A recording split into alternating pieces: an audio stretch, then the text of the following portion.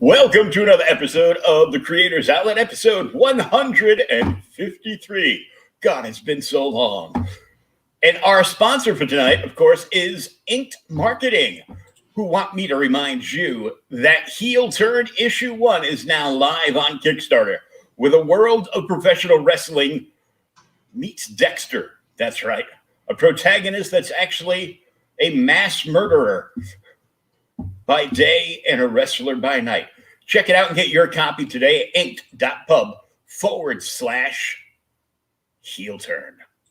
And as always, please subscribe, comment, and share. And we welcome our special guest, John Hervey from Beyond Time Incorporated. How are you, sir? Doing well, Will. How about yourself, man? We're getting there. We're getting there. Thanks for having me on. And we got the link for the Indiegogo in the. I had to look twice ago. Is it Indiegogo or Kickstarter? I can never tell.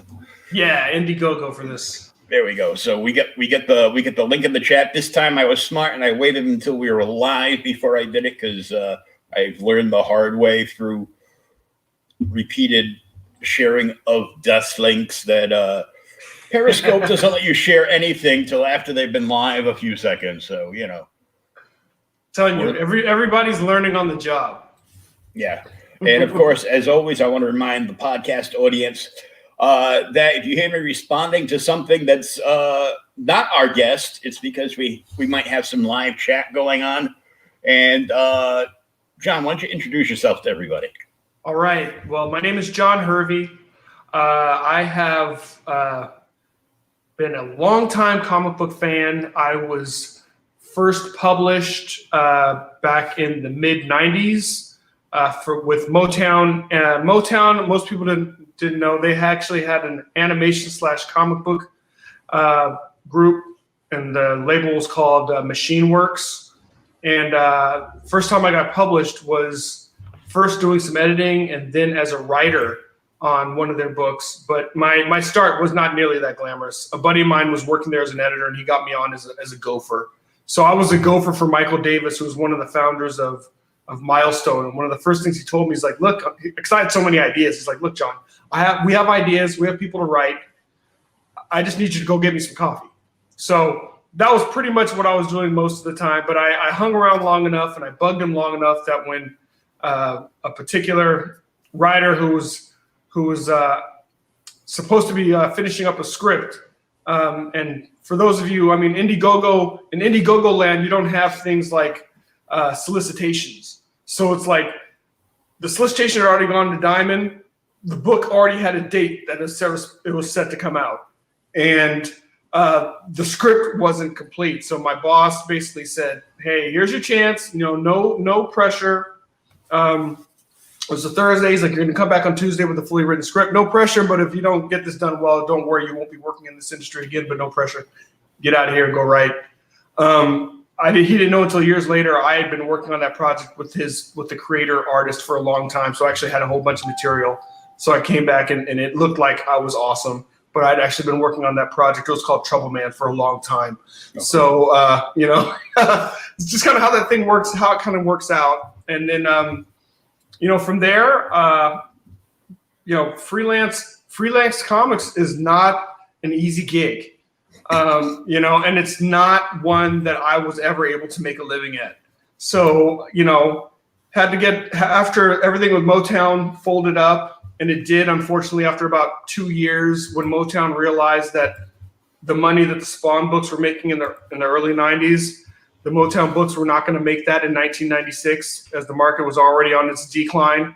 So they're like, hey, we didn't get in it for these numbers. We didn't get in it for this volume. So they shut that down. But I continue to love comics. I've always loved comics. The medium I first love. If it weren't for comics, I probably wouldn't have been reading as a kid. And, I continue to create. Yeah, I mean, well, the funny thing, Will, is my mom. So I've already dated myself, so it doesn't matter. Before there was a direct market, I would go with my mom, and the first place I saw a comic book actually was at a dress shop that she went to, because the dress shop across the street from the dress shop was a 7-Eleven, and they had a spinner rack with comics on it. Mm-hmm. So the shop owners picked up some comics and had them there along with the magazine. So I'm there, and that's where I first read my first issue of Fantastic Four, sitting in the dress shop, and I'm like, what is this? You know, I mean, the 1960s Spider-Man cartoon was in rotation. The Super Friends were in rotation. So I was aware of characters, but I wasn't aware of the comic books. So then from there, there was a nearby drugstore called Webster's, and I would go there with my mom, and they had a spinner rack. So every time we go, I'm like, hey, let's go. And I get to sit there on the steps, and I look at that one spinner rack.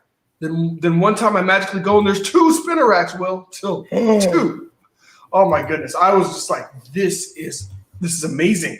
And I've got to choose between 1 or 2 books. You know, I think the books at that time were 35 cents.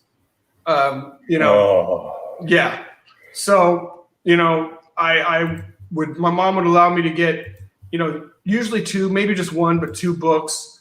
So I'm just picking, usually just based on the fact that I knew the Super Friends. I hadn't made the connection between the Super Friends and the GLA. I didn't make that connection. So I was like, okay, well, I know Batman, I know Superman, I know Wonder Woman, I know Spider-Man because he had a show, and they had the old 60s Iron Man and Hulk and Thor. So I knew those characters. And then one day I went to the rack and I saw Iron Man, which I knew, but there's a bunch of characters I didn't know. You know, there was the Vision was on there, and I didn't know the Vision, but I really was drawn in by the cover because it was like a giant Crusher Creel. He was on like a barge, and he had absorbed the barge. So he was like King Kong. He was holding up Miss Marvel like he was King Kong, the awesome Miss Marvel, the real Miss Marvel. He was holding her up.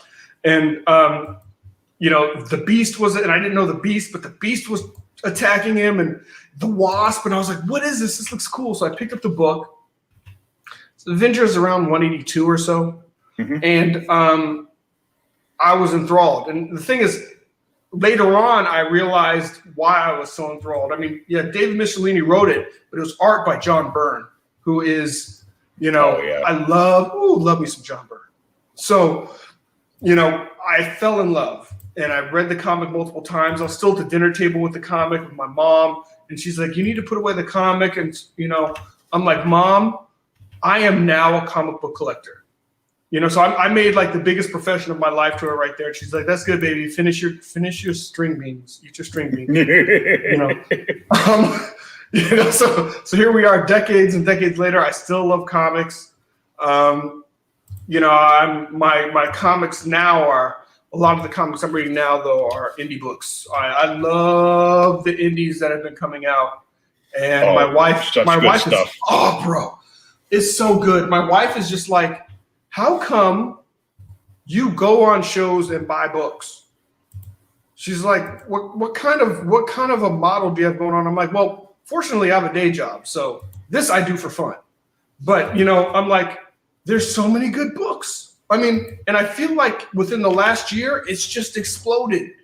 Like, the scene has been, you know, I think we're all relatively new to this whole kind of renaissance that's been going on, but I feel like in the last, I don't know, 8 months, 9 months, everybody's really stepped it up a notch. There's so many amazing books. So, you know, who could say no to all this comic book goodness? I can, and my wife knows it. I'm disabled, so I don't work anymore. And man, would now be a great time for me to hit the Powerball, because I would just spend it all on, you know, indie comics. Yeah. Oh my goodness. Yeah. Yeah. Because I'm just like, oh, and some of the stuff I'm seeing come out has just been so amazing. I've seen you on all these other streams, and you're gonna be like, I gotta get this dude on my show. I got questions that are definitely not going to be answered because I'll just spitball. And you know, I saw you on Pop's show, and I'm like, nobody can get that old fool to shut up for anything. I'm like, I lost control of my 100th anniversary episode. I lost control because Pops in William Quinton that does 47 Furious Tales. Yeah. We're just going back and forth and they wouldn't shut up. But Sam got his due diligence because Sam kept cracking jokes about his OnlyFans. Oh, yeah? And a couple of days after that show, some dude was up in his inbox. He goes, can I get the link for your OnlyFans? I can't find it. I'm telling you, man. But honestly though, to me, that's part of the beauty of what's been going on. I mean, folks like yourself, Pops, a lot of people that have shows. I mean, it's all part of the ecosystem now. You know, it used to be just really about gatekeepers. You know, and it was like, well, you need to go through Diamond if you're gonna publish, especially if you're gonna do it self-publishing. Then make your way to the shops. But then the problem was there was really no intelligence around what shops are really picking up my books. And because the first go around with the Black Tiger, that's what we did. And then I found out from like my LCS and a couple other shops that were near me that they actually did try to reorder, but I guess the reorders weren't of significant size enough for Diamond to be bought. For Diamond, so the books didn't get reordered. So I mean, it's like there was absolutely no path to make that work as an independent. Have you heard of Liberty Distribution? I have, and I'm in contact with Variant, and that was my story from before. But Liberty, that was pre-Liberty, and yes, and tell us what you have going on, because I know Varian's like, I think he's like over 100 stores now. Yeah, I mean, so like I was already interested when I spoke with Variant. He was over like 80, and he's continuing to add stores. And what a great option! I mean, you know, having done a couple of campaigns, you always want to have a little bit of overage. Mm-hmm. So the great thing is, and I wasn't too sure what I was going to do with it at the time because there were no shows, you know, that have been happening over the last year and a half. But Varian has done the thing that the industry needs, which is make a distribution channel directly to the comic book shops, so comic book shops can order what they need when they want it, and Varian and his crew will send the books there. And he's not asking you to jump through any hoops. He's not asking you to rebrand. He's not asking you to do anything. All you got to do is provide the books. And he's not looking to rake you over the coals. The other thing, when we did sell the books through Diamond, I think we got 33 cents on the dollar. And that is, we're doing our own production. We're doing our own printing. We got to send the books to them. And we're the ones that have to reach out and try to, you know, you got to get a solicitation in the preview, so people will probably hopefully get the book. And then we're the ones also trying to pimp ourselves out to the shops. So it's like, it's not like you're getting marketing and you're getting other things for that percentage. You're getting 34 cents on the dollar, you know, and it's just to get the books into the stores, you know, nothing else. And that also made it an impossible business model. But Varian is very, very reasonable, you know, with how he's looking to do his business. And I hope that more people get on board with him as well and just increase the offerings and then just get the shops to come and see what he's doing more and more, because we have to figure out the crowdfunding is a good way, but it's not the only way. And it's not going to be, I feel like we have to get in the shops. And then we probably got to figure out ways to get even beyond that. But we've got to do that.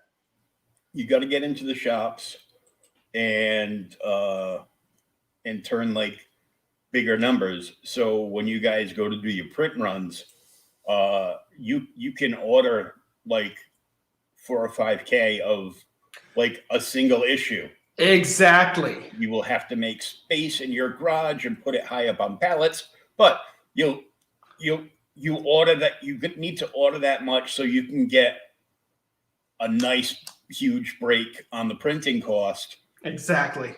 So your end gets cut down, and that way, you know, you're not worrying about giving Liberty a little piece of the pie and doing the discount for the stores. Yep. Because you're still gonna get like, 5 times more, at least 5 times more than you would have gotten through the scumbag corporation I know as Diamond. I mean, what you're saying is spot on.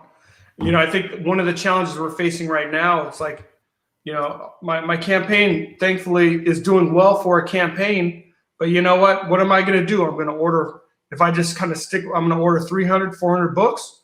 I mean, there's no economies of scale with that printing, when you're printing numbers like that. So it's like, the prices, you don't get the benefit, like you said, of like if you're printing a couple or a few thousand books, you can really bring those price points down.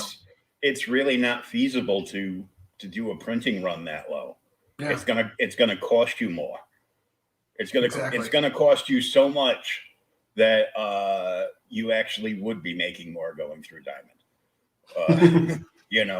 And the other thing with Diamond is you have to have close to like 5,000 books. 5,000 books, all printed and boxed, bagged, boarded, boxed up, and ready to ship to them. Yeah. Like a 24-hour drop ship. Yeah. And it's like, that is just insane. You go, how could anybody, even think about doing that? Yeah. And they became more draconian as time passed. I mean, it's like you figure, oh yeah, like folks like Jeff Smith and Bone and all that kind of stuff. I mean, it's like they were able to still get their properties out there. And maybe I'm just being conspiracy theorist, but you get the feeling that they decided, you know what, these things aren't going to happen again. We're not going to let people just create properties and build big fan bases. Either, we're going to work with the big two, we're going to work with these major publishers, and everybody else is grabbing crumbs, and they gave no pathway to make it work. Because it used to work, but then again, Diamond wasn't the only distributor back then too. Yeah, because I've worked on and off until I was disabled for my LCS since I was, and we used to go through a different company. They would get certain things through Diamond, but they would get the majority of their books from a different distributor, and we're in Mass. So we used to drive from Southern Mass by the Rhode Island border up to Rockland, Mass, like the night before, like around 11 o'clock at night, pick up our orders, and we would box our orders ourselves. So, man, we might see something like, oh, you shorted us on these last week. We need these. But those are for, we don't care. We need these. Right. You shorted us. These are ours. Bye-bye. Right. And, we'd box them up. They had two stores at the time. So we would go to one store. We fill their orders, leave all their books on their counter, separated, and then we go back to the main store, and it's like 1 o'clock in the morning, and we already know what's in the boxes because we packed them. Right. And we're doing all the reserves and putting everything on the counter. 3 o'clock in the morning, we go down the street to the local cup and saucer diner and, have coffee and, 3 a.m. breakfast and, then go and crash out and be like, 4 o'clock in the morning. How am I going to get up and be at work at like almost noontime? Right. Yeah. Yeah. That was the beauty of Wednesday comic book days. Mm-hmm. And I live in Houston now, but at the time I lived in Los Angeles County, and I did have before I started working for Motown, I did have a comic book shop for about a year with a friend who ended up taking it over and buying it out completely. But man, we'd have to go down to Orange County because that's where the Diamond distributor kind of location was. Mm-hmm. Man, as much as you love comic book days, getting ready for comic book day was like, golly. You know, you got to run down there, and Will, you hit the nail on the head, man. It's like you got to check your inventory to the best of your ability because they will short you in a heartbeat on stuff. You know, it's like, oh yeah, no, sorry. You know, it's like if you don't check, you'll get back and you'll be sorely disappointed. So it was like, you know, a real pain in the butt. We went almost 6 months without being able to get boxes, bags, and boards. Wow. And we showed up to their local warehouse. We're like, you've been making us wait for 6 months. Why can't we have these? They're sitting right here. They're right here. He goes, oh, we can't let those go because a little company known as Next Planet Over was right next door to them, and they Steve might have had a little something to do with them. And but no, they might need these. So we made a deal where we have to hold, you know, like a full pallet of each just for them in case they sell any. Really? Come on. And then we went to a third party and we started making our own. There you go. You know, it's like, you know, as much as I hate seeing stores having to pay like 3 or 4 distribution, you know, charges, I love seeing Diamond crumble. I mean, what they in effect did to the industry is they made it a kind of a duopoly, you know, because there were, and the funny thing is people talk about, oh, the comic book market, you know, it's just not that diverse. It's just capes. And I love capes. But when I first started picking up books, there was everything. You know, I mean, I used to pick up All Out War from DC. You know, I mean, there was all kinds of books. And you realize that now, as a combination of kind of the distribution and whatever things the bean counters are thinking, the scope is really narrowed. And don't get me wrong, I love capes, and that's a lot of the stories I write are capes. But it's like you notice in this whole renaissance, there's not a whole bunch of capes books. I mean, you know, there's a ton of horror that's broken out, you know, a ton of fantasy, a ton of, you know, I mean, so it's like, I think that's good for the market. You know, it's diversified the market in a real way, not in a fake, phony way. You know, some weird forced diversification. It's just people making stuff that they want to read and knowing that there's an audience for that as well. Yeah, the horror stuff is broken out. There's been some great horror stuff and fantasy stuff. I mean, I was just looking at the Rokan campaign the other day, and oh my God, Max Headstrom's art is just like, oh yeah, I know. I'm like, dude, oh my God. I'm like, but that's the awesome thing, and these are the books that are in the community that we're a part of, Will. You know what I mean? The best books are being made in this community now. Oh yeah, for sure. I mean, like, I've dropped my pull list down to 4 books. I thought it was 3, but it's actually 4. Just because I've been collecting and reading Batman and Detective since 1974. Oh, that's awesome. So, you know, even if I don't read it, because most of the stuff they're putting out is trash, you know, it's the FOMO thing. I don't want to break the run. Right. And I'm like, oh, $10 a month, whatever. And Justice League Dark, and just because I like the supernatural stuff. Yeah. And Immortal Hulk, but that ends at 50.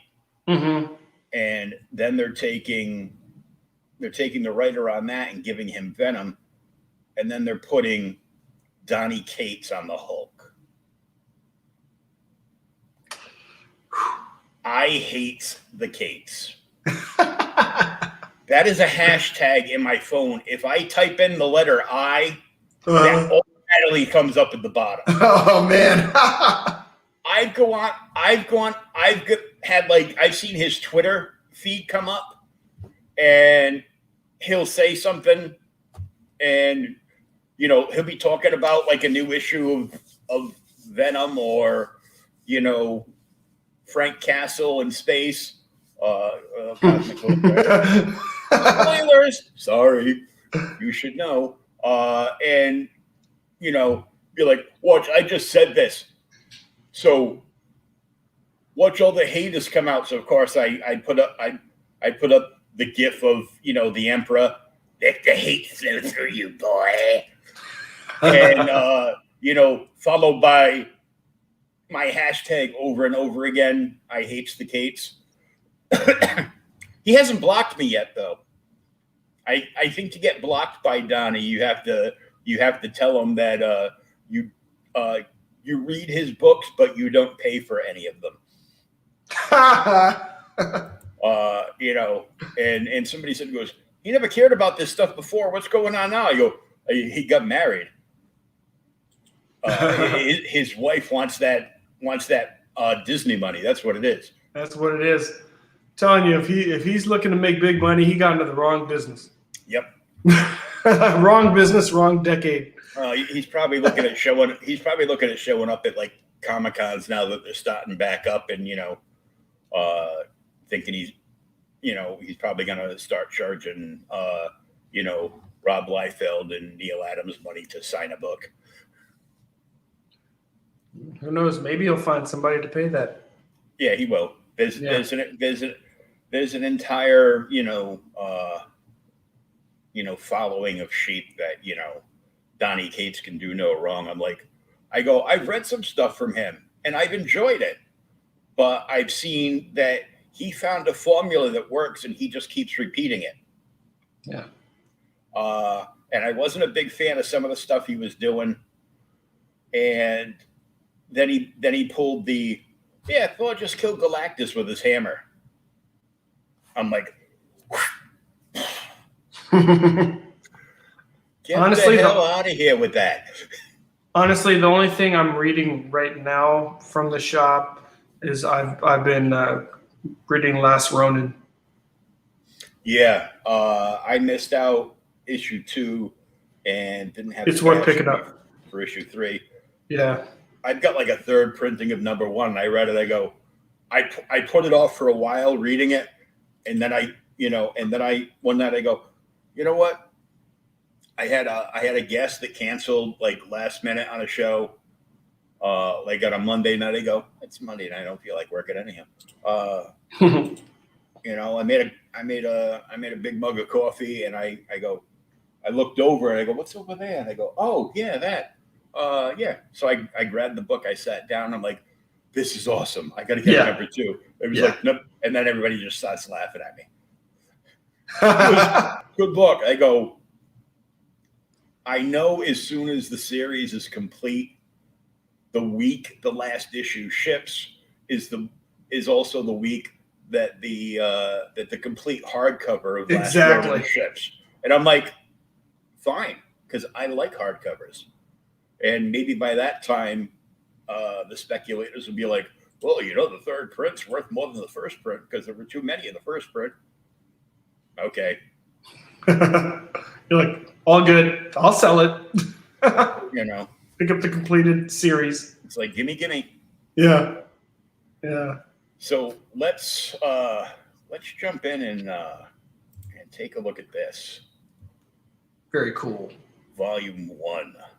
So it's volume 1, but it's not the first. It's volume 1 of the new story arc, because the first story arc was actually Legacy of Fury, and that was a campaign that we actually closed out back in December for Legacy of Fury, and that was a 172-pager. Wow. So, but this was a collection of a lot of work.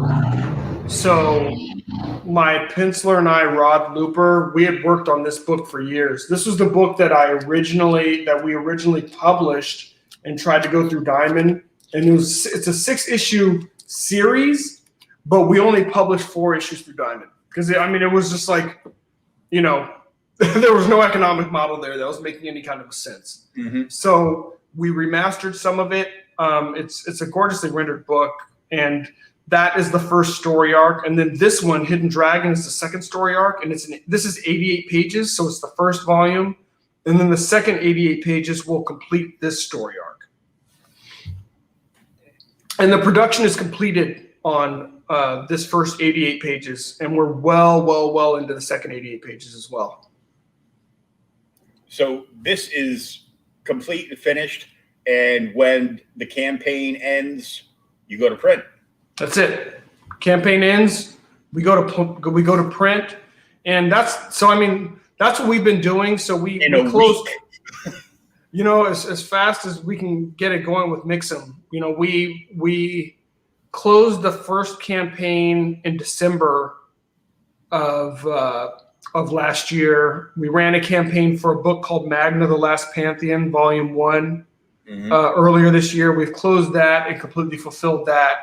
And now we're running this campaign. So we're part of what's enabling us in, I guess, campaign land to turn them relatively quickly is we complete the production before we run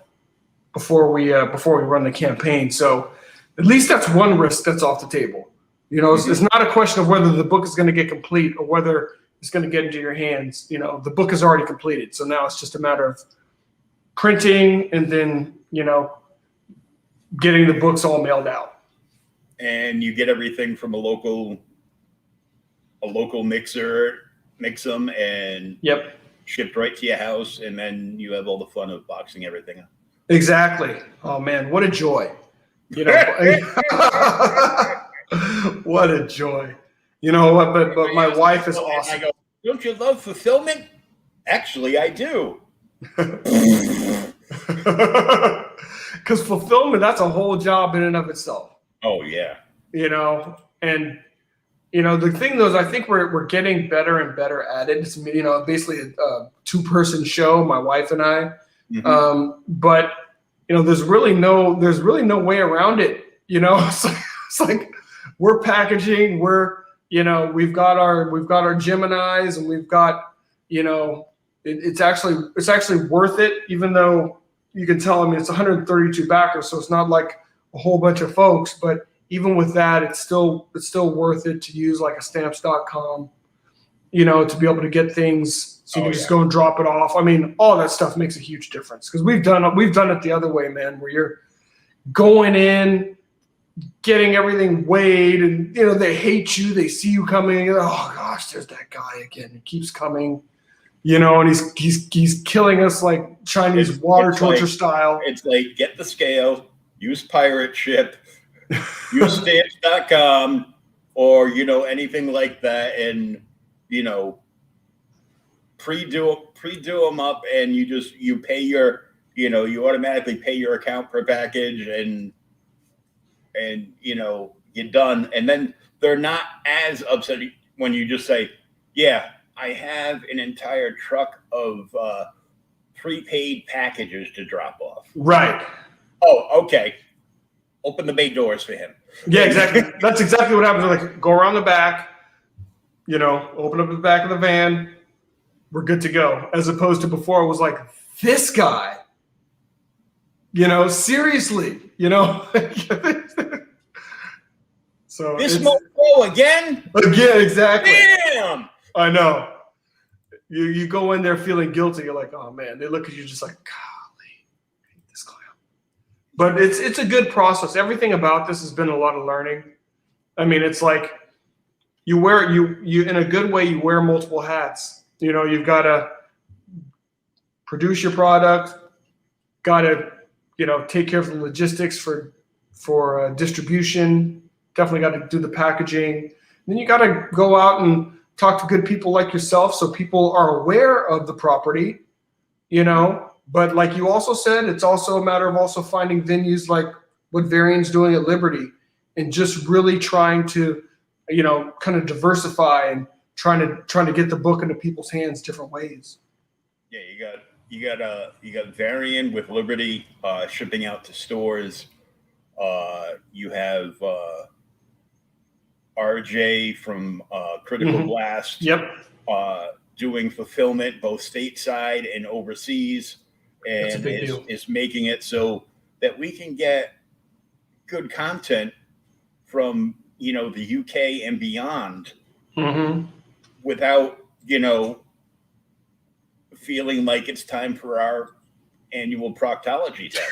Exactly. And, it's like, come on, man. Oh, and a big shout out to Frog G. Thanks for sharing the stream, brother. Frog G is awesome, man. Oh, he's the best. Yeah, Frog G's a beast. And I thought it was funny because earlier, just before we started, I'm always like watching another stream before I go into my stream.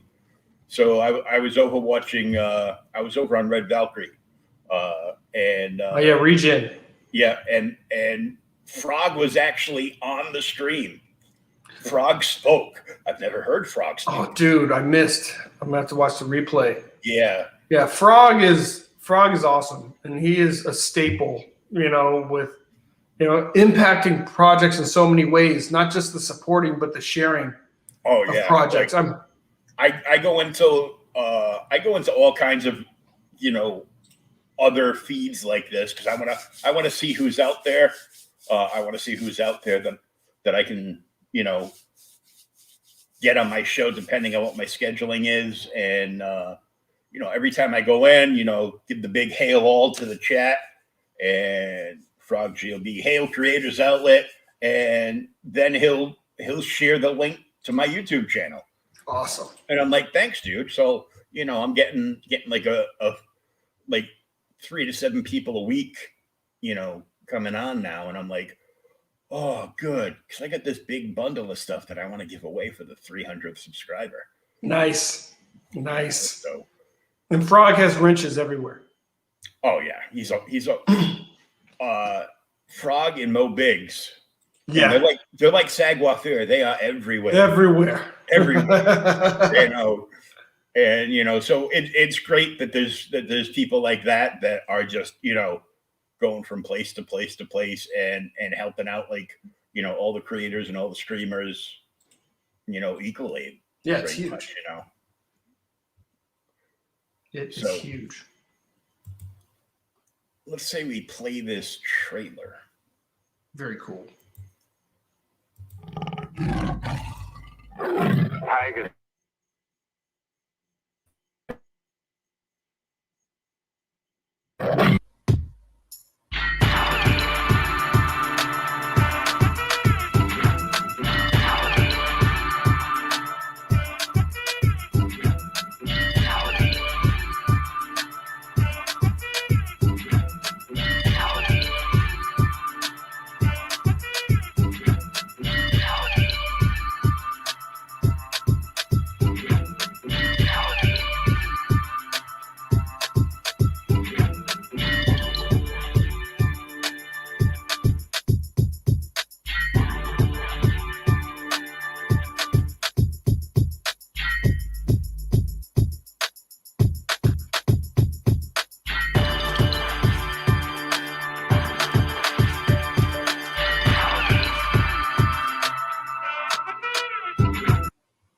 Yeah, so that trailer, we just decided to go, since there's so much martial arts action in the book, just to showcase some of the fights, just to showcase some of the action that you'll get in the book.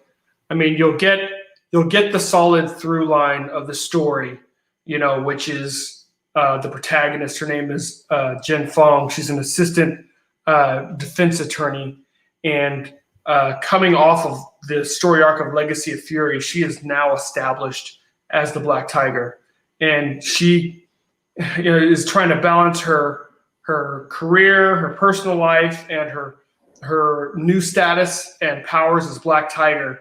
And she hasn't been trained to be the Black Tiger, so she's discovering kind of herself as the Black Tiger, but she's also has a dissonance with the role because as a DA, she is kind of very black and white, and really didn't see a place for vigilantism. But now here she is acting as a vigilante, and she's actually seeing where she's able to bring justice where maybe she couldn't have done so in the courtroom. But even bigger than that, her father was one of the prior Black Tigers, and he was killed, and he was defamed as a Black Tiger, and he was also then posthumously defamed as a cop. So there's kind of a personal attack that's been against him, and those same forces are coming against her. So even though she has a little bit of a repulsion of being the Black Tiger, she has to be the Black Tiger at this point. Try and solve her father's murder and figure out and restore the family honor, and then figure out who's coming after her, and master her powers enough to be able to stop who's coming after her. So that's it in a nutshell without me giving away spoilers. Okay, I can grasp most of that. That sounds like a trailer that doesn't give away the entire story. That's the intent. Yeah. I want you to still come back and want to get the book. Be like, oh, that guy already told me everything I need to know. And now you're getting into some of the masterful art. I've worked with Rod for 17 years now. Oh man. Yeah, man. This cover, this is my dude Rod. He penciled this, and one of his artist friends, who goes by Artisita, he painted this. And the way he painted this is just gorgeous. His use of colors, the flesh tones. I mean, you can almost see like the suppleness and the softness. You can see, the scales, and you can see just, kind of how rigid and hard kind of the dragon is as compared to the Black Tiger in the foreground. And I mean, just everything. You can't go wrong. There's 3 covers. You can't go wrong. But this cover, this painted cover, since we hit $5,000, has become a wraparound. So when we get further down on the page, you'll be able to see the front and the back. So, I mean. Well, already I'm like envisioning the dragon and the purple mist and lightning around him as my new tattoo. So there you go. I'm like, that looked good on my arm. I'll have to start lifting. I got to start lifting again because I'm, I get the chicken flab under the arms from being, not being able to like work and stuff. So I'm like, yeah. That tattoo though, that'll be an awesome dragon tattoo. And this is another cover though. This one is by Eduardo Vieira, and this is I love this cover as well. I mean, he's talk about kung fu action. I mean, you've got the full split kick, thick thighs save lives. I'm just like, like, I am already. It's just a fictional character on a page, and I am scared shitless of her. Yeah, because I'm like, and you're like, but kill me with one kick. Exactly, but if you got to go, that's the way to go. And she's giving the business to one of her adversaries, Anryu, who's catching her boot right in the chops, and then another character named Svetlana, who is a bionic ex-KGB Russian mafia person who's lieutenant, who's part of the organization. She's there giving her the grab in the head and give her the good old fish hook. So I love that cover. It's a great cover too. You can't go wrong. Oh no. Hello. Yeah. And now you get to, as you're getting into the pages, you get to see some of the fun actions you'll see in the book. So like I said, we're true to keeping the through line running in the comic, but just like in the old days, you don't have to keep the through line running with talking heads. You can do that by, throughout the course of the story with the action. So here she is. She's in the Amazon, and she's actually going after answers to the murder of her father. But you get to see her in some awesome kung fu action here. Here she is with some, basically, Brazilian Aborigines that are coming after her. And then in the next page, you see that she ends up battling the master of capoeira, and who's kind of the leader of these nomads. And it's a great fight because, she's used to, as a hero and as having supernatural kung fu power and having practiced kung fu for her whole life, she's used to, giving people the business. So here you can kind of see how, he's smirking as he's giving her like the capoeira type dodge.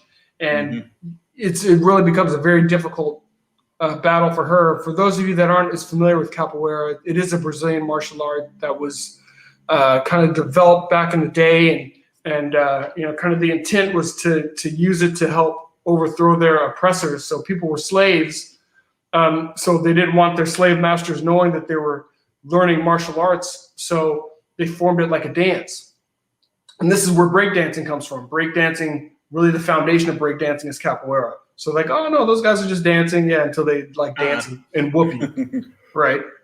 So this is kung fu, and this is one of the things I loved about old school martial arts movies. It will be karate versus kung fu. So here's kung fu versus capoeira, and that's a fun scene. And and you don't need any words because the art is telling you the story. Obviously, Yes. So I'll tell you, Will, you hit the nail on the head. And this scene is back in the city, and Black Tiger is battling against the Organizacja, the ex-KGB Russians, and there is Svetlana. She's actually holding that crate up. Svetlana is. So she is your Russian bionic woman, and she's quite an adversary. But like you said, when I script, I don't script the Marvel way. I fully script.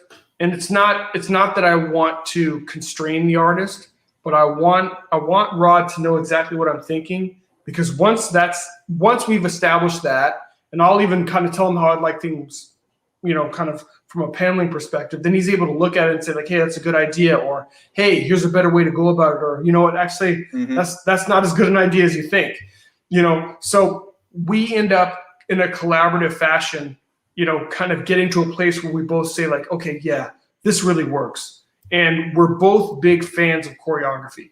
So like, these fights are like dances, all of them, and he does a really good job of drawing your eye. So you'll be able to, like, kind of old school with the Frank Miller Daredevil, you can really follow the flows of the fights. And he does that with all the pages, but in the fights in particular, you can, like you said, you don't need words for that, and you can see the flow of the action. You can see what is happening. Yeah, I see a little Daredevil in that final panel right there. Oh, totally, totally. And to me, these are all homages to things that I love. I love that. So it's like we're all kind of when we're doing it right, we're all kind of standing on the shoulders of giants. So I wanted to pay homage to the things that I love, and those old those Daredevils. I used to love that when they throw the stick and ricochet off people's heads. So you get some of that business right here. Oh yeah, yeah. And then here, so it's a little bit of a mix-up, mashup. There are a lot of different groups, organizations, gangs in this city. So you see the Organizacja again here, but then these guys that are dropping in, they're called the Five Fingers of Death, and they are 5 of the deadliest people from around the world, and they work for actually, kind of the big boss that Black Tiger is ultimately going to have to go after. But like you have an African wrestler here, you have a Filipino stick fighter, you have a British pugilist, you have a shinobi. Then you have a character called Touch of Death, which is kind of like the 36 Chambers style. So, I mean, it's like there's some great melees, in this. And so you got the Bionic Russians are battling the Five Fingers of Death, and the Five Fingers of Death are there, trying to basically press these guys into doing some things that their boss wants done. So you see the power plays in the city and how the city's kind of fallen into disarray since the current Black Tiger's dad was killed. The city has fallen into just disarray. And she's trying to figure out her powers and trying to figure out a way to restore the balance in the city. Yeah, I wouldn't want to be there on that construction site. No, and that's the beauty of it. You look at that and you're like, you know what, this is great to look at, but I want no part of this. Yeah. You have fun. I got to go. Yeah. And this page is a little bit of a Jackie Chanish type homage. Black Tiger is there, Jen Fong, but she's in her civvies. And this assassin is going after the guy here in the chair. So kind of, she uses a stapler to deflect the knife. and then the guy's in a rolling chair, so she's pushing and kicking the chair away to help evade the the assassin. So like I said, I like to put in different elements that I love, or enjoy, and pay homage to different just fun things or awesome things. So this is one of the things I love. I love Hong Kong movies. So there's a lot of different folks. I mean, Jackie Chan is one of the folks, but like Sammo Hung and a lot of other folks. I haven't done a good homage to Sammo Hung yet, but I will, because there's nothing better than like a fat dude that can move like that. Yeah, I wish I could move like that. I might be able to when I'm drunk, because I don't realize how much pain I'm in at the time. But see, there you go. You got drunken master style. Well, I wouldn't call it master, but I've been known to do some drunken style back in the day. Nice. And this page, oh my God! Sir. Yes, sir. This screams George Perez to me. That's another one of my favorite artists, John Byrne and George Perez. Those are my guys. And I have to give Rod the credit for this, because when I scripted this out in 4 or 5 panels, because there's a lot happening here. So I said, listen, I want people to realize that the dragon is manifesting from the ground up. I want people to be able to see, the reactions and the destruction. And Rod took all of that and did it all in one image. I mean, you can see the dragon, how it kind of manifested from the floor of the mall up. There's people still on the dragon. There's a dude in a chair still on the dragon. You see the destruction of the mall. I mean, this picture is, it's just come to define. And so many people recognize Rod because of this picture. Phoenix Animation. Brandon he's kind of the independent comic, metal worker. So he made me.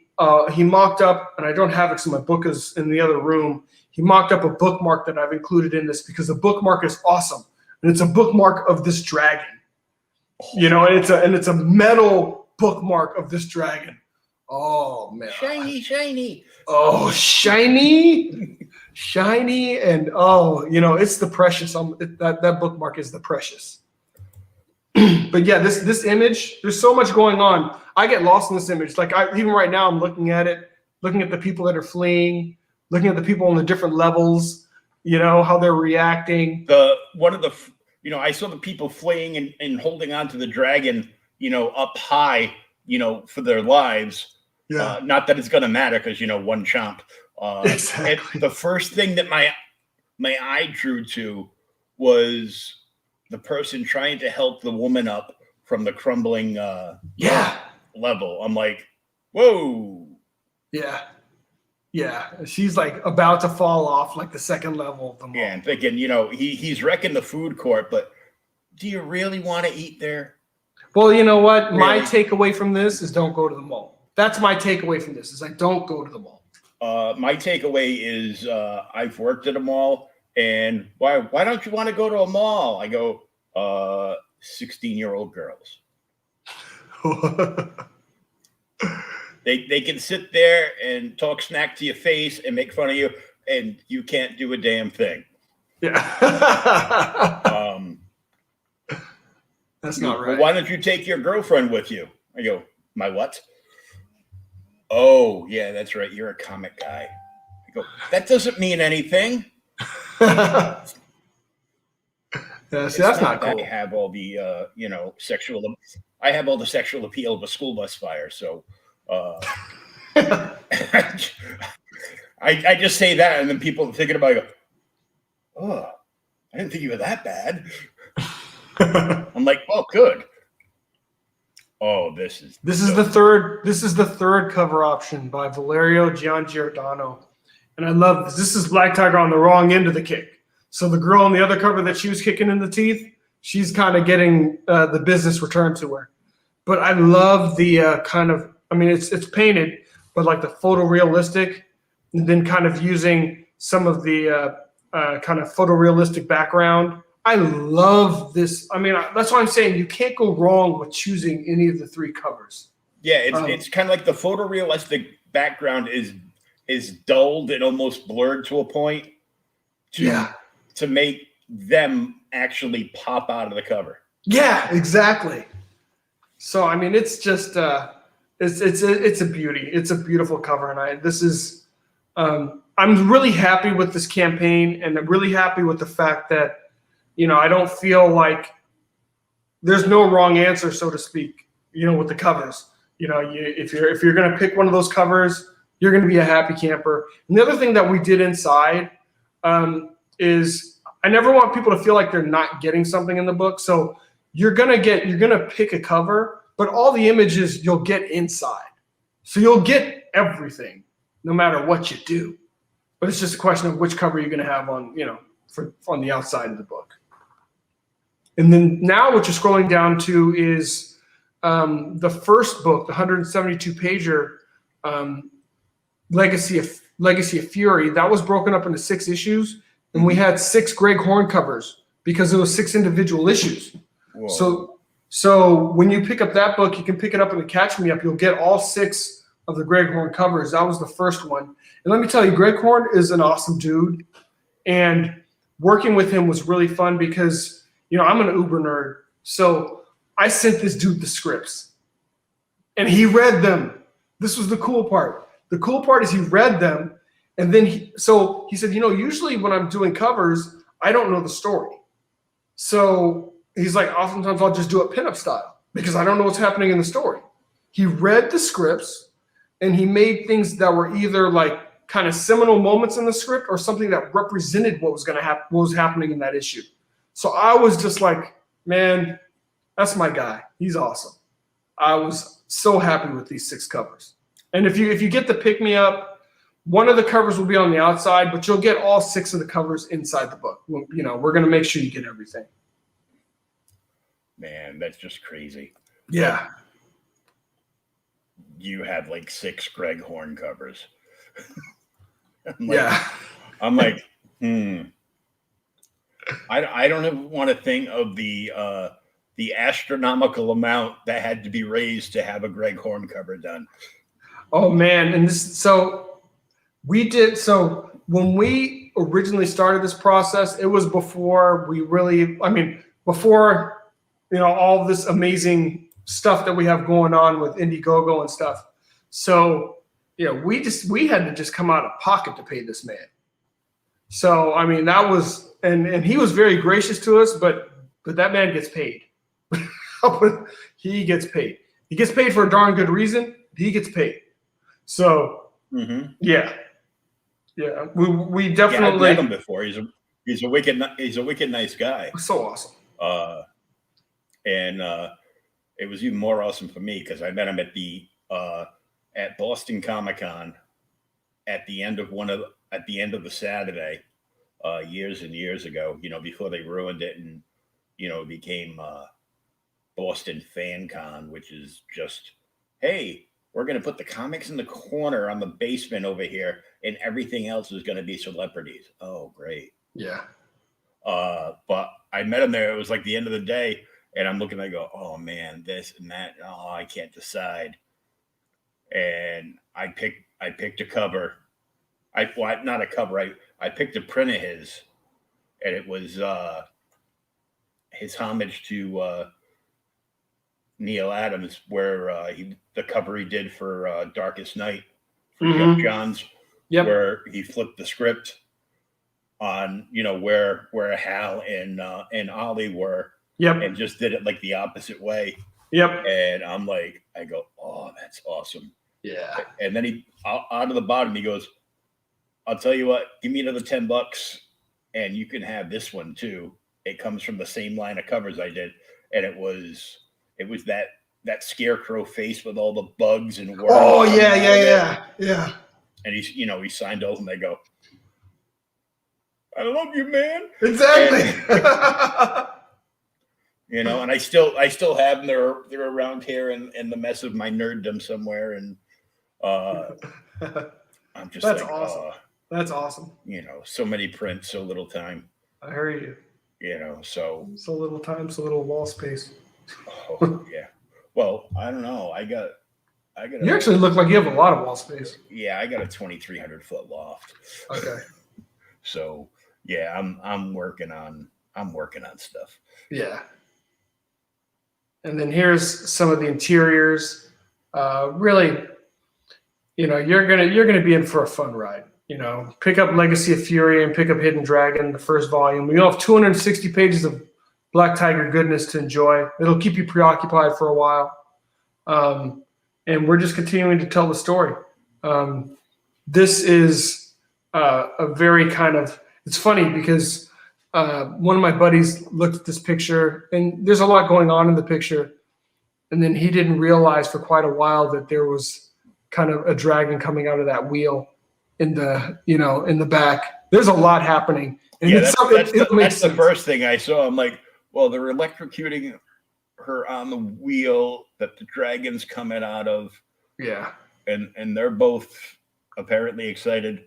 And it's a big machine of death. And I'm like, I go, wow, how would Adam West and Burt Ward get out of this? I don't know. Holy electric wheel, Batman. Yeah. And here's in the Legacy of Fury story, it's a story in which her father is killed, and then she has a brother. So basically, it's the brother. He's the one that assumes the mantle, but he goes down a very dark path, with the power. So it's about kind of the path he chooses, and then how Jin starts to bring kind of redemption back to the name of the Black Tiger.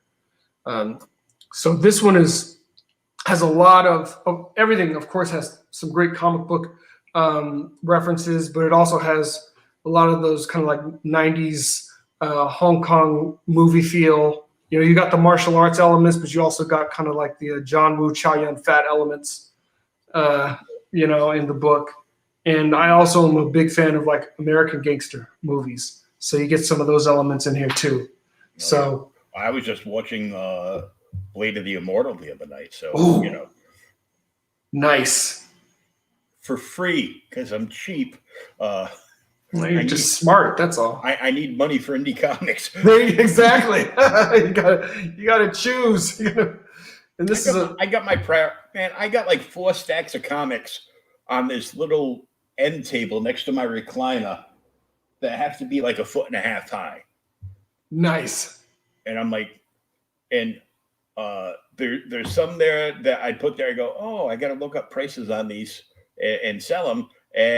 But like 90% of them are all, oh yeah, I want to read this and I want to read that. Oh, and I just got these in this box, and I'm like, oh. Everybody can be underwhelmed. I'm always overwhelmed. Yes. I would just like one day to just be whelmed. There you go. When that happens, let me know how you got there, because I'd like that secret as well. My goodness. If I get that, you'll see me on an infomercial selling. Yeah, selling I know you. The secret of whelm. I'll be buying that snake oil too. I'll be buying it. This image is an image I love too. It's the Jin's father. This is with the father and actually her brother. This is a father and son image. So this is a power that had been passed down through generations through the males in the family.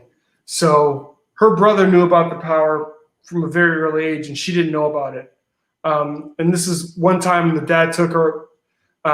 It flashes back to when the dad took the younger son out into the desert to show him some of the things that he could do.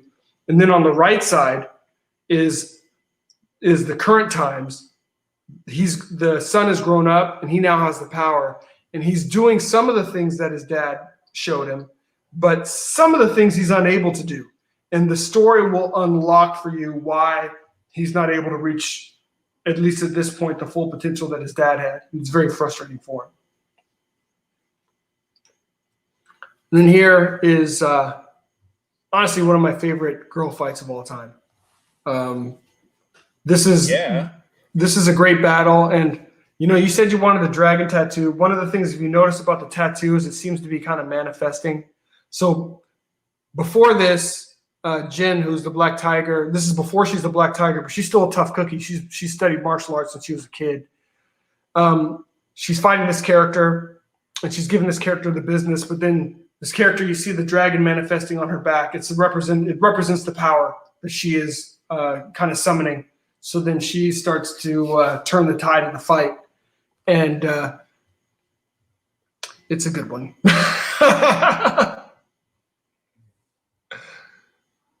And you can almost hear the slap from that. Oh, dude, that little spark.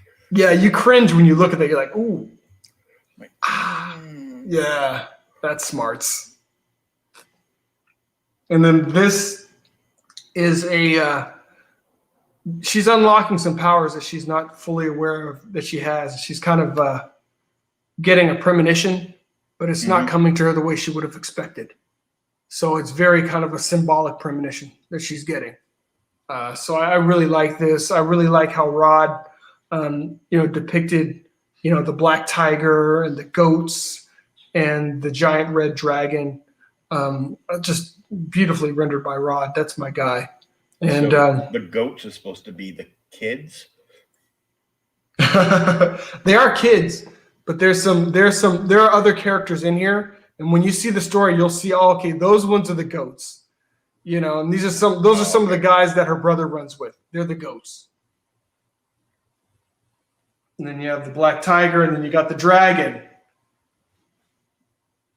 And then she gets awoken from her dream. And this last image is just a little taste of brother versus sister as the black tiger. Sibling rivalry. This is sibling rivalry to the max. Sibling rivalry with sword and nunchucks. I'm an only child, but I know plenty of my cousins that like to beat the crap out of each other like this. So yeah, it's like, just don't let them have weapons. Only Nerf weapons. There you go. Exactly. But yeah, this is and then here's another one of the Greg Horn covers. I love this one. Oh, man. So basically, this issue that this came from was a reveal issue. It's where Jen learned about the Black Tiger legacy in her family. And it doesn't happen exactly like this, but when Greg saw kind of the whole tenor of the story, he made this cover. Now, every time I see this cover, I fall in love with it again. I mean, this is like my wife's probably favorite image of all time.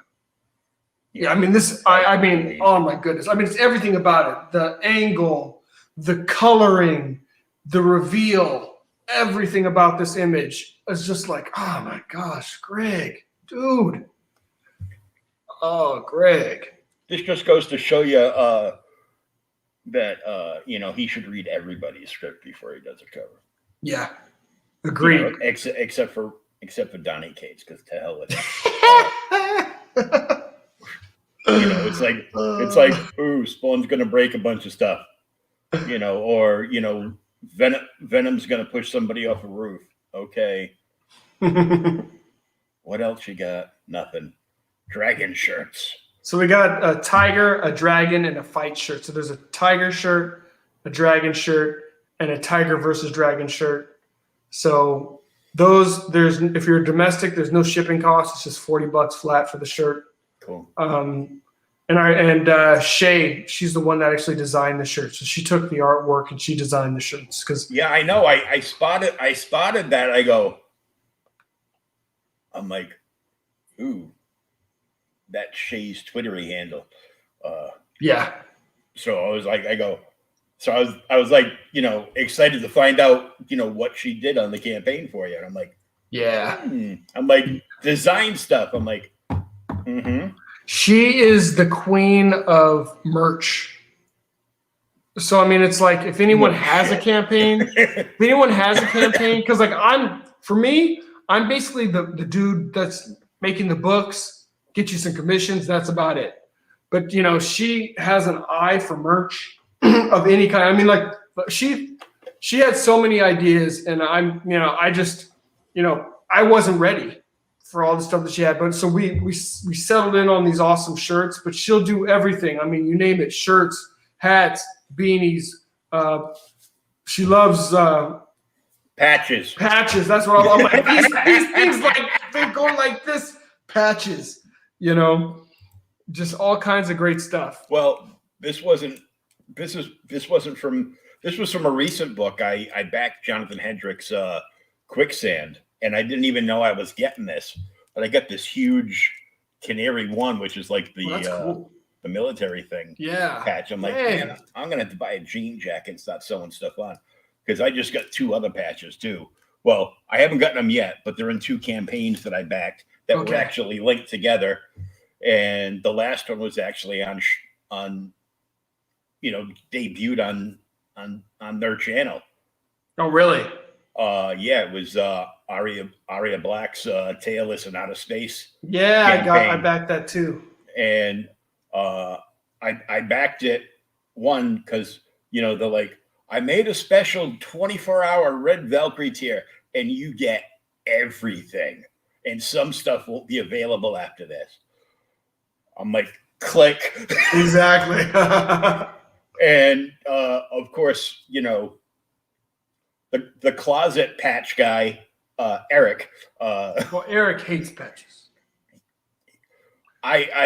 You think he likes him? He's just saying he hates him. Yeah, I think he's in denial. He's just in. Telling Eric to come out the patch closet. Come out of the patch closet, Eric. we all know. But I figure because I backed that, I signed up for Aria's mail list and his merch list, and I had already backed Life on Korra 4 from Mike Jimmy Larsa de Bruin, and they had a cross promotion where there's going to be an extra trading card with Mike's art, with the Taylor ship going around Mike's planet that he created on his world build. And nice. On Mike's campaign, you get the same thing, but it's like an A4 poster. Okay. Wow. Plus when you signed up early for Aria, he put like 2 extra black and white trading cards in. Was that right? And they were only available if you signed up ahead of time. That's a lot of good stuff. I know I signed up early. I backed on the first day. I got to see what I backed. Because I couldn't watch their show live. Yeah. But then I watched the recording of the show and then I backed it. The Valkyrie tier, the one thing that it has, and that's why Eric said, that's it, I'm out, is because there was an exclusive tailless patch. Eric. So he's awesome. Like, I'm out. I'm like, yeah. We know you're gonna log on with your girl's account and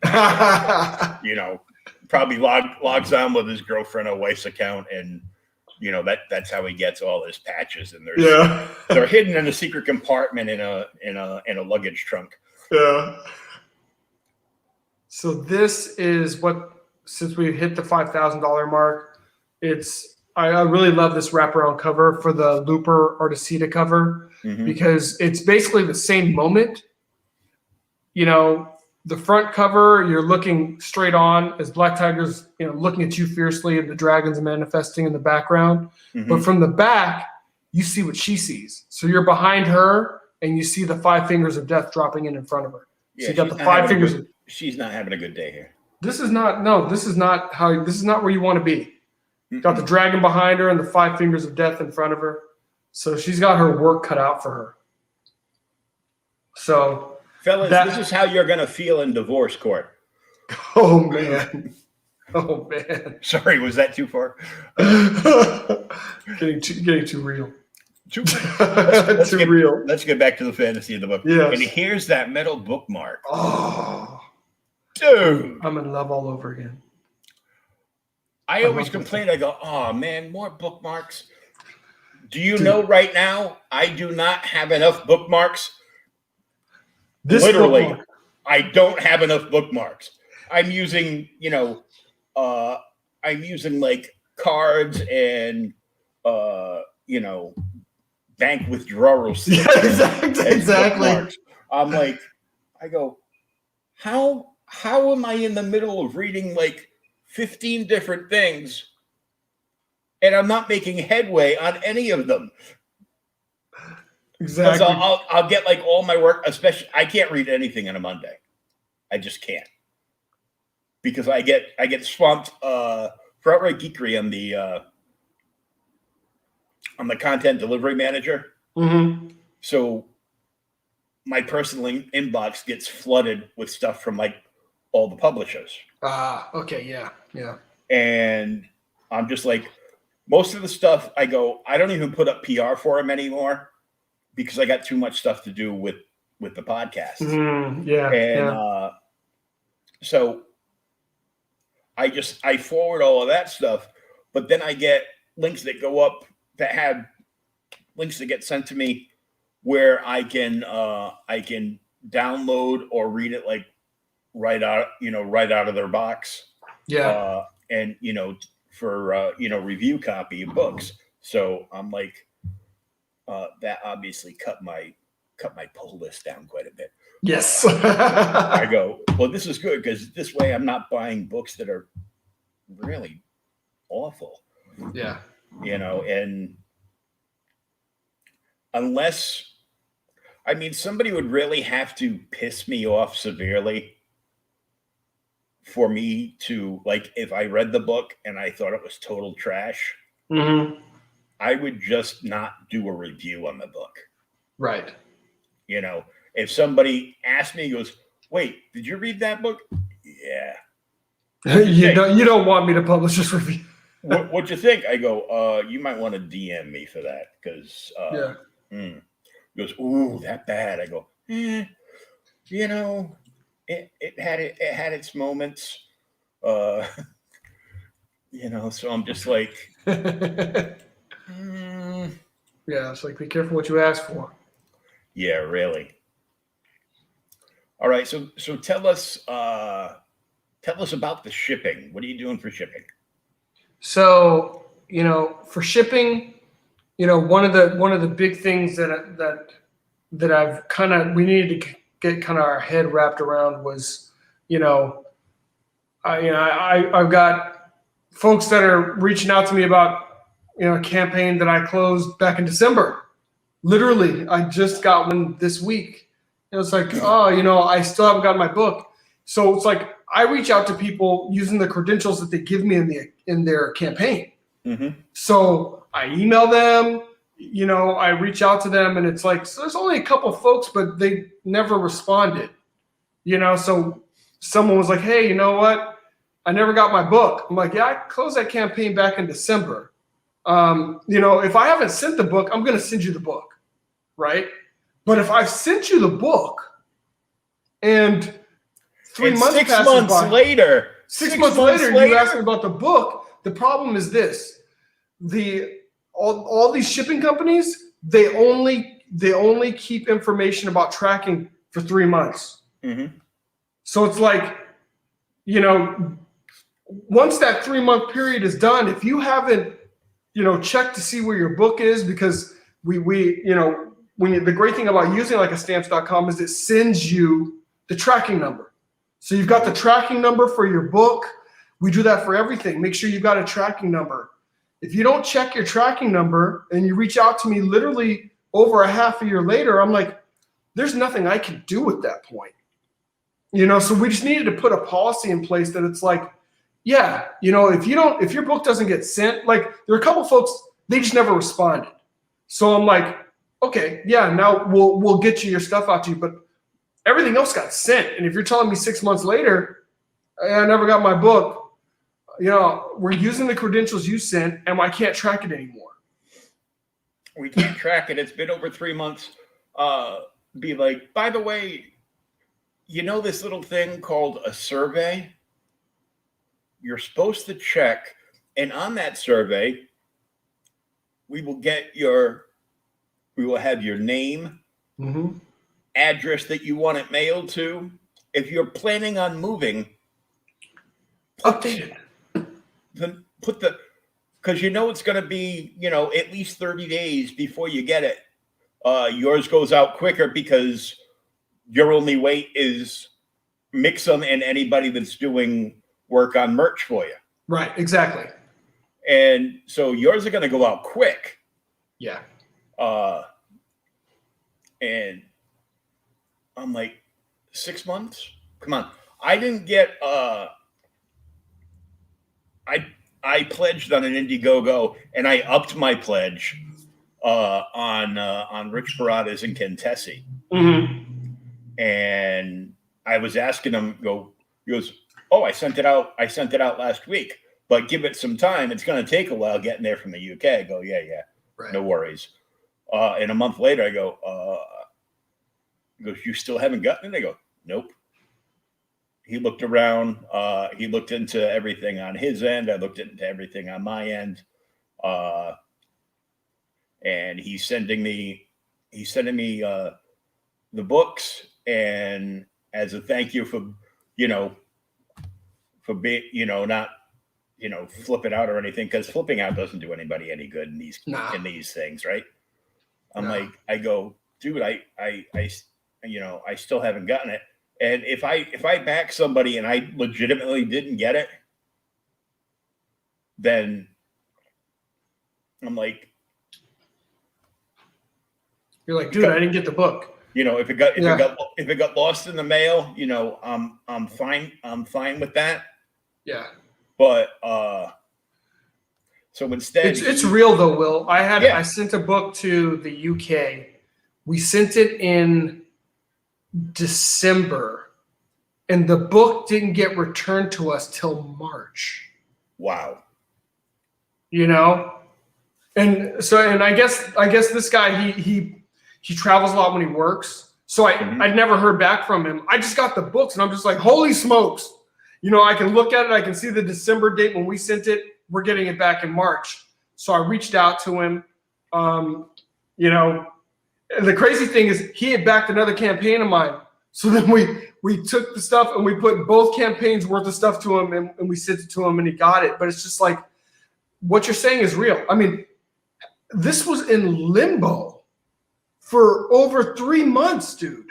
That's crazy. I just got a package in. I bought Only Death Can Save Us, book 1 from Russ Leach, the comic book Black Belt. Yes. I bought that from and he mailed it out a week ago Monday. I had it in 8 days from the UK. Wow. I was like, whoa. Yeah. I got that and Quicksand from Jonathan Hendricks, who's in Florida, the same day. They mailed their packages the same day. The shit from the UK got here quicker. Yeah. You know what? No rhyme or reason. There isn't really. Yeah. But Rich is really cool. I've had him on the stream like a whole bunch of times, and because I'm such a huge Joker fan, as a gift to me, he did a sketch for me of Cesar Romero, nice. Heath Ledger, and Joaquin Phoenix as But you Joker. posted that. It's like the 4 like this. You posted that, didn't you? No, not the 4. It's just the 3.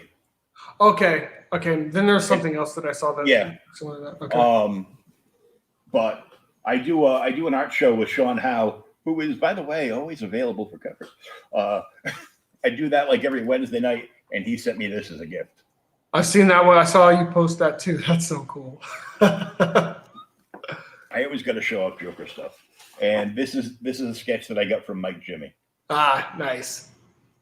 So, all right, enough about Joker. Let's get back to this. It wouldn't be your channel if you didn't talk about Joker at all. Hashtag nerdtastic. Nerdtastic. That's pretty much all the the goodness of the campaign. You have 3 book options. You get the Catch Me Up, which if you don't have Black Tiger, I suggest getting that. That's the best bang for your buck. You'll get all 260 pages of Black Tigerness for that. And you've got everything on sale right now too. That's right. That's right. And my whole intention is to try and get this in as much an economic fashion as possible into people's hands. Mm-hmm. And I took into consideration the fact that I am going to print some overflow and work with Liberty, to get the books to shop. So I was trying to also take into consideration that, like, the printing will be cheaper than what I've done in the past. Because I'm going to print more. And my whole point is just not to end up with these books being like furniture in my house. Yeah. Because that's what happened when we back in the day with Diamond. So you're going to get the new volume, which is 88 pages. Right. And you're going to get all 6 of the first arc. Yep. All Greg Horn covers. That's right. For $60. That's right. Nowadays, you go out and try to buy a Greg Horn cover. If you're lucky and it's unsigned, it's going to cost you $60 for what? Just for that. For that. You're going to get all 6 of the covers. Digital web reader Tiger, $10. Yeah. So we have a website, which is beyondtimecomics.com. Mm-hmm. So we have a digital reader on the site. So we're giving you access to the books on the website to be able to read them off the site. We have like a couple different. Smart. We have a couple different traffic. modes. Well, that's the whole point. Because somebody asked me, and they said, "Oh, dude, are you doing this for piracy purposes?" Or I'm like, you know what? There are not enough people reading my book for me to be worried about piracy. But what I do want to do is hopefully drive people to the site, like you said, so that people will come to the website. We have the Black Tiger books. We have some other properties on there as well that people may want to check out. So exactly, that's exactly the point of that. You have a regular newsletter. We do. So people can sign up for the newsletter there, so they don't miss out. Exactamundo. And so is this for? Is the $10? Is that for everything, or that's just for the new volume? That's just for the new volume. Okay. The new volume. So those 88 pages, everything I write, it's kind of like long issues that are consolidated. So it's like 3 issues. Mm-hmm. Those are 3 issues that are consolidated into those 88 pages. So you'll be able to get all 3 of those issues digitally for $10. Man, that's almost like 5 issues of Marvel. I know. And what's it down to? Like 19 pages? But they're only $9.99. I go, this one's only 20, and I'm getting 3 times as much. Exactly. It's smart releasing them like that because one, trade paperbacks are the biggest seller in Western comics. Mm-hmm.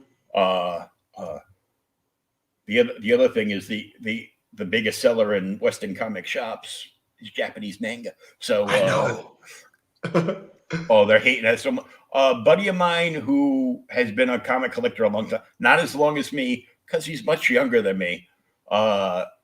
He got sick of all the bait and switch crap that they were pulling, and the fact that everything in Western comics is either about an agenda, or driving like a false speculation in the market, so people are using it to just bankroll themselves. Right.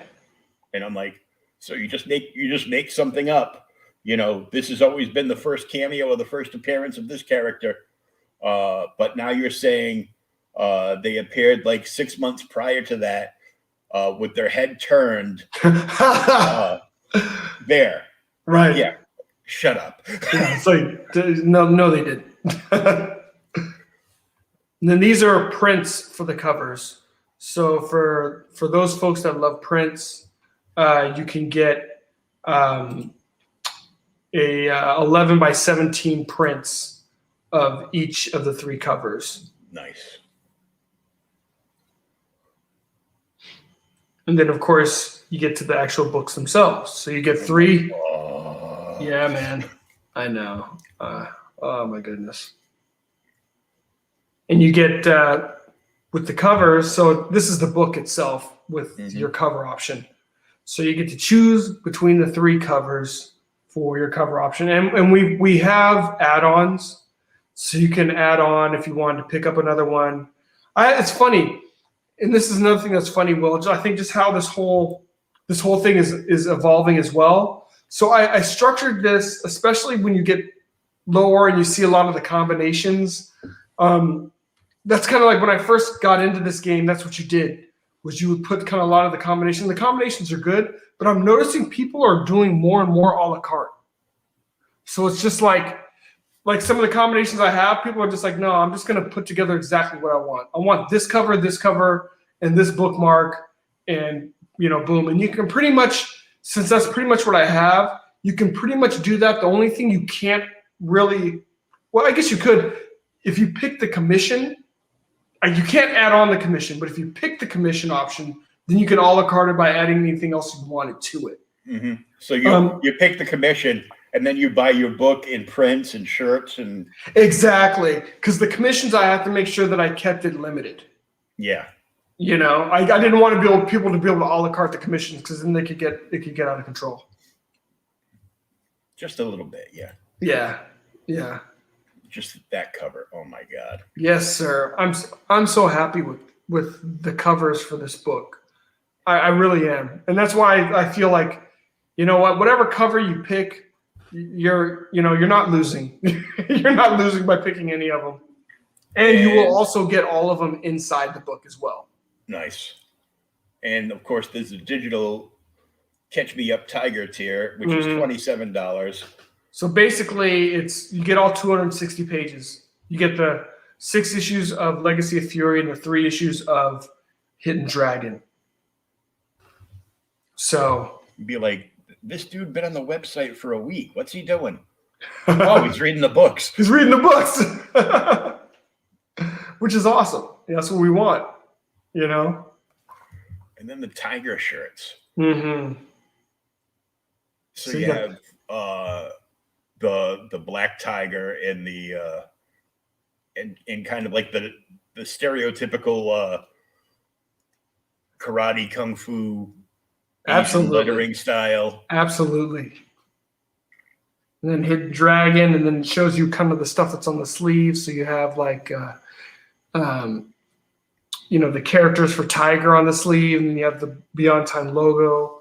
So I really like what Shay did with that. Oh yeah.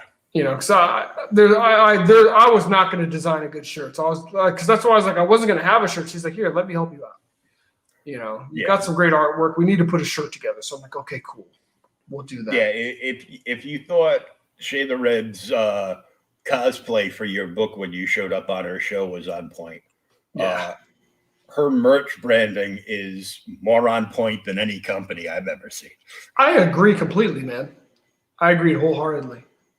She does an amazing job. And this was her idea of doing the 3, the tiger, and this one's the dragon shirt. And man, you just can't go wrong with that dragon image anywhere, whether it's on a bookmark or on a shirt or just in the book. Yeah, because that's bringing me back to like the D&D style dragon shirts I had in high school. Thank you. That were badass, and then I would get like really pissed at myself. I'm like, I'm on a diet. How am I gaining weight? What's your diet? I'm doing Atkins. So what are you doing? I go, well, I'm eating like 12 cheeseburgers a day. Stupid. He goes, with the bread? Well, yeah. Guess it was modified Atkins. Oh yeah. It was modified. It was redneck Atkins. That's what it was. That's awesome. Because that was some dumb country ass shit I was doing. You get the triple print tiger, so you can get all 3 prints for $55. Yep. And then you could get all 3 book covers for $70.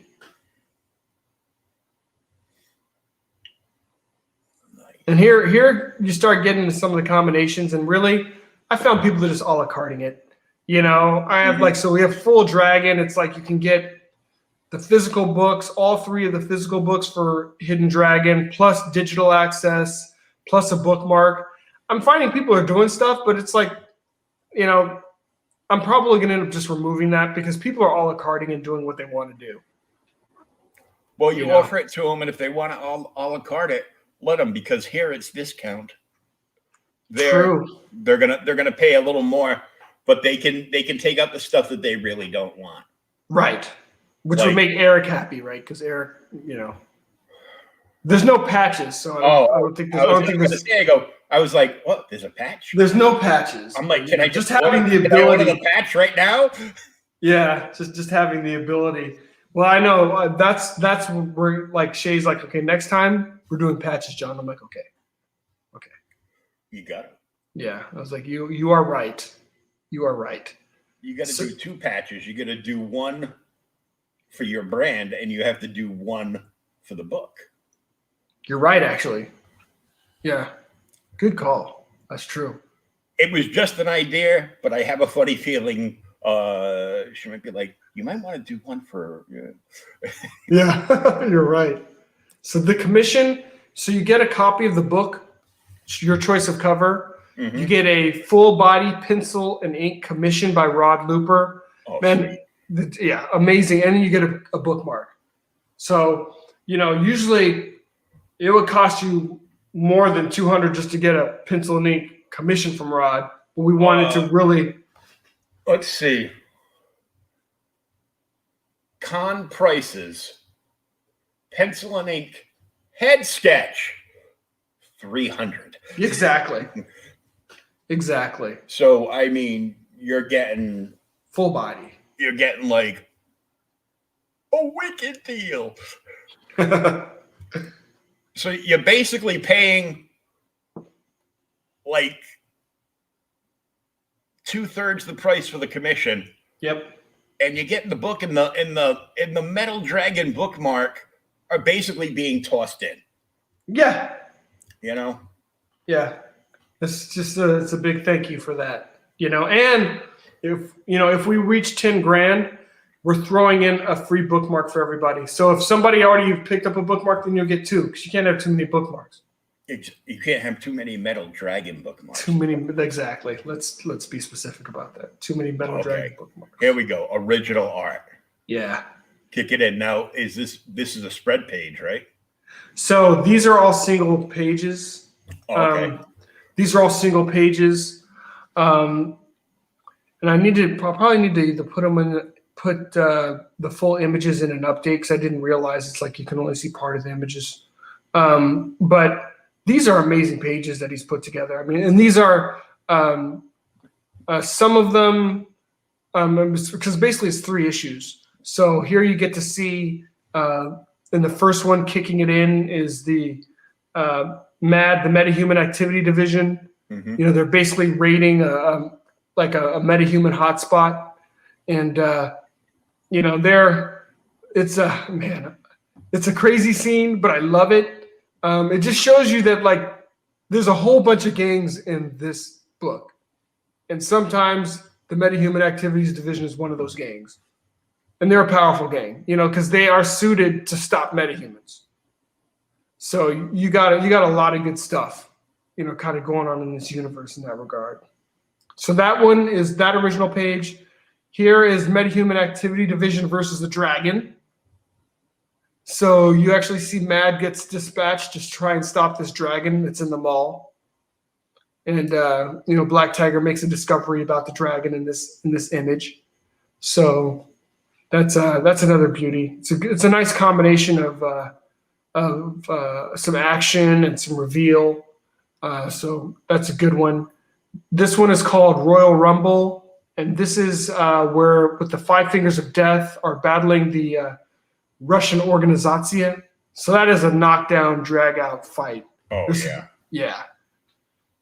And that's a great action scene. And this one is called Hostile Takeover. This is where kind of the character that's really kind of going after the Black Tiger. You see her making making some moves in the boardroom of a corporation.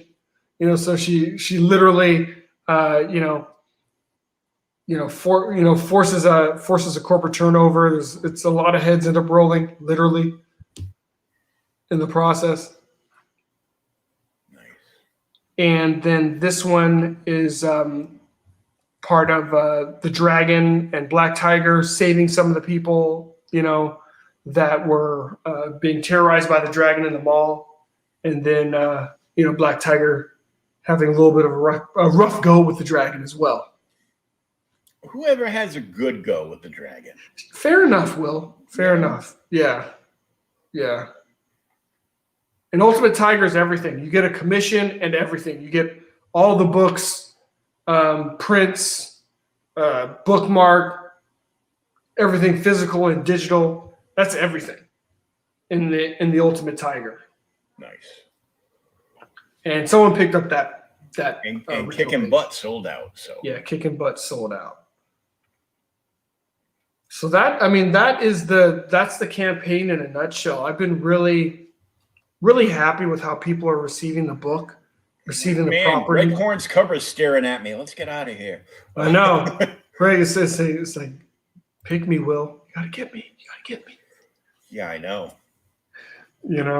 But it's I'm really happy with the progress that we've been making with this project.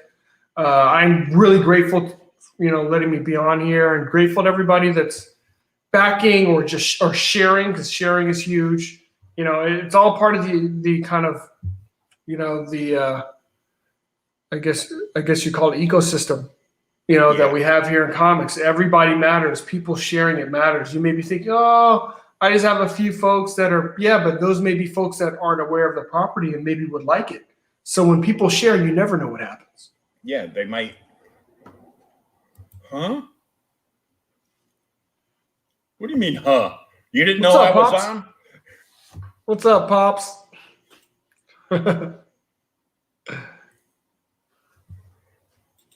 He must just be waking up for a nap or something. So I mean, this is great, and I mean, I'm still blown away that you got like 6th grade Corn covers. Yeah. I mean, if anybody doesn't have the first volume, you need to buy the first volume to get them Greg Horn covers. Yeah. Yeah. That's kind of a no-brainer for that one. I feel you talking about what I do for. Really? How many shows have you done? Pops is all over the place, man. Yeah. But yeah, that's he's like explosive diarrhea at South Park. Well, he's gonna bust my chops. I'm gonna go right back at him. So that's love. That's love. So yeah, no, it's been great. People are, following the property, and got a good number of folks that picked up the first book that are, I was glomming onto the second there too. Yeah, and then I stopped to come talk with John.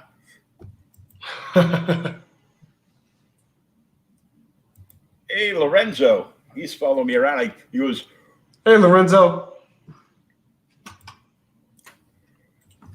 He was chatting it up in the live stream last night. Oh, is that right? Yeah. So I mean, man, it's really been it's been a good ride so far. There's 8 more days left for this campaign. Mm-hmm. So, hopefully a few more folks will pick up. If we can get to like I said, the $10,000 mark, then everybody will get an additional free metal bookmark, and then we'll be about the business of getting this fulfilled. Get this into people's hands.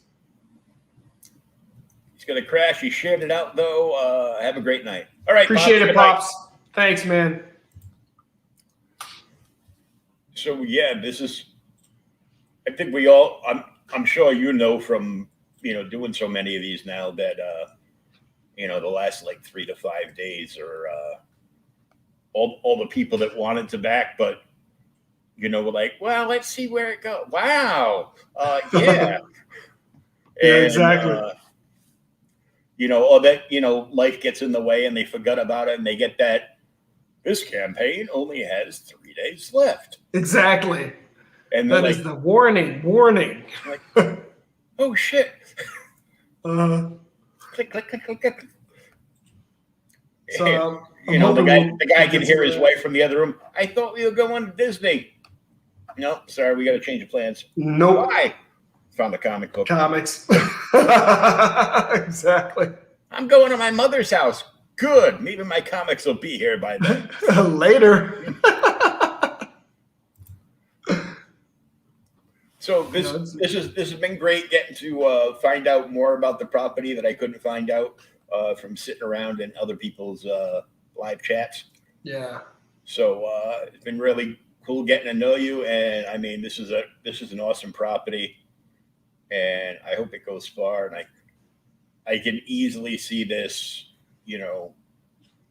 becoming an animated feature or something, and down the road. That would be a lot of fun. I'm just grateful right now just for the folks that are picking it up now and backing it. And we're just continuing to challenge ourselves just to make the story just more fun and, keep that red thread of the storyline going. But comics are the best medium because, you don't have those same budgetary constraints. You're going to put a dragon in a mall in a show, destroying a mall. It's like, oh, there's no budget for that. But hey, in comics, we don't have that problem.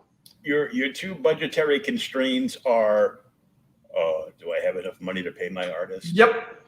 And do I have enough money to pay Mixem? Pretty much. That's it. Yeah. Yeah. Otherwise, the only other constraint is your imagination. Yep. And it looks fantastic. Why don't you let everybody know where they can find you and follow you online? Cool. You can find me at Beyond Time Inc. Beyond Time Inc. You can find me there on Twitter and on Instagram and also on YouTube.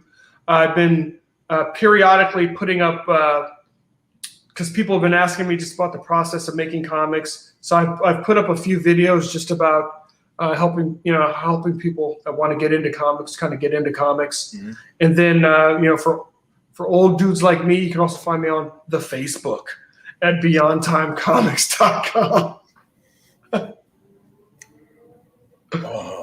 Old dudes like you. Now I feel ancient. Well, my kids are always just like, Dad, you're on Facebook. I'm like, yeah, man. They're just like, oh my gosh. I'm like, look. It becomes the parent platform as soon as we figure it out. And then they immediately have to find a new place to go and chat all their friends up because, it's not cool to be hanging out with your parents, whether it's online or in person. So, yeah, it's just a no-no. It's like now it's like the old people platform.